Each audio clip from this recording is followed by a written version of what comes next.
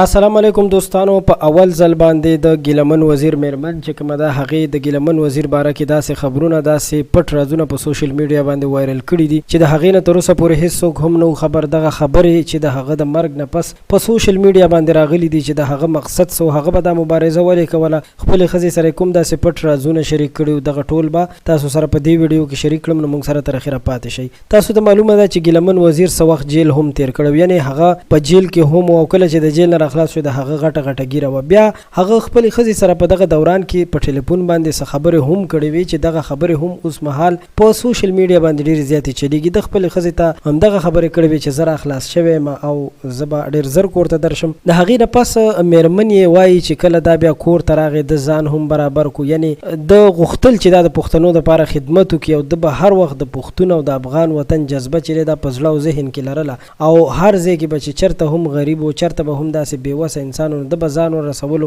غږ به یې هم د هغه پورته کولو، د هغوی مرسته به یې هم کوله. خو تاسو ته به دا هم معلومه وي چې داسې ظالمانو په ډېر بېدردۍ سره د عزت د وړ په نوم باندې یو کس په اسلام آباد کې ووژلو چې بیا د هغې نه پس کله دا په خپل کلي کې دفن کېدو د ده مړي ته د پښتونخوا یا د افغانستان نوموړي کسان چې کوم ډېر مشهور خلک وو، که هغه د صوبایي اسمبلۍ ممبرانو، که د قومي اسمبلۍ ممبرانو یا نور داسې مختلف شعبو سره تعلق ساتلو، هغه ټول د ده مړي ته ورغلي دي. نو د مور چې کومه ده هغه هم په دې باندې ډېره زیاته خوشحاله ده. د دې نه بل غټ د خوشحالۍ خبره کومه کېدلی شي چې دومره لوی خلک او دومره په غټ تعداد کې د ده جنازه وشي. نو په دې وجه باندې د ده مور هم ډېره زیاته په دې باندې خوشحاله وه او ډېر زیات یې زړه چې و دا خوشحاله و چې د ده د زوی دومره ښایسته دومره غټه او لویه جنازه وشوله. نو قدرمنو یقینا چې د خوشحالۍ خبره ده، اگر که دا شهید شو، دا وفات شو، خو د ده ته چې هغه کوم عزت ورکړل شو، نو یقینا چې دا عزت چې د هر چاته نه نصیب کېږي. د ګیلمن